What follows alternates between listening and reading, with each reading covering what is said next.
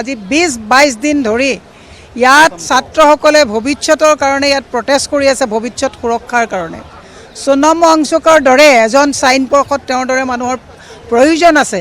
তেওঁ 22-23 দিন তেওঁ অন্নখনত থাকিলে পাৰ্লিয়ামেণ্টত তেওঁলোকৰ কিন্তু আৱাজ তেওঁলোকৰ কাণত নপৰিলে। অত্যন্ত দুৰ্ভাগ্যজনক কথা।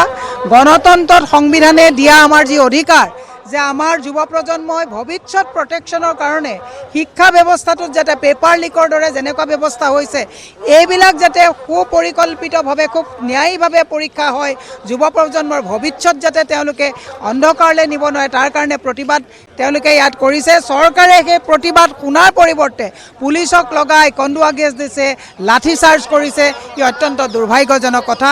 যোৱাকালি আমাৰ মাননীয় সভাপতি সাংসদ মল্লিকাৰ্জুন খাৰ্গে ডাঙৰীয়াই পাৰ্লিয়ামেণ্টত এই গোটেই কথাখিনি উত্থাপন কৰিছে।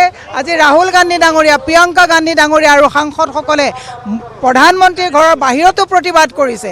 গোটেই ভাৰতবৰ্ষৰ প্ৰত্যেকজন অধিকাংশ অভিভাৱক, ষ্টুডেণ্ট সকলোৱে প্ৰতিবাদৰ প্ৰতি সমৰ্থন জনোৱাৰ পৰিৱৰ্তে চৰকাৰে কঠোৰ ভাষাৰে দমন কৰিবৰ কাৰণে যি হিটলাৰে শাসন কৰিছে তাক আমি গৰিহণা দিছোঁ। আৰু এই আজি যন্তৰ মন্তৰত লাখ লাখ ল'ৰা ছোৱালীৰ ভৱিষ্যতৰ কাৰণে যি প্ৰতিবাদ হৈছে তাক সমৰ্থন জনাই যিসকলৰ প্ৰাণ গ'ল, যোনে আত্মহত্যা কৰিলে, সেই আত্মহত্যা কৰা ছাত্ৰ ছাত্ৰীসকলৰ ক্ষতিপূৰণ দিব লাগে। আৰু সোনম ৱাংচুক ডাঙৰীয়া আৰু যিসকলে আজি নিবিড়ভাৱে 20-22 দিন অন্নখনত আছে তেওঁলোকৰ প্ৰতি চৰকাৰে সঁহাৰি জনাই তেওঁলোকক যিখিনি দাবী তুলিছে এই দাবীখিনি সমৰ্থন কৰি চৰকাৰে তেওঁলোকৰ পৰা ৰাইজৰ সমৰ্থন আগবঢ়াবৰ কাৰণে আমি দাবী জনাইছোঁ।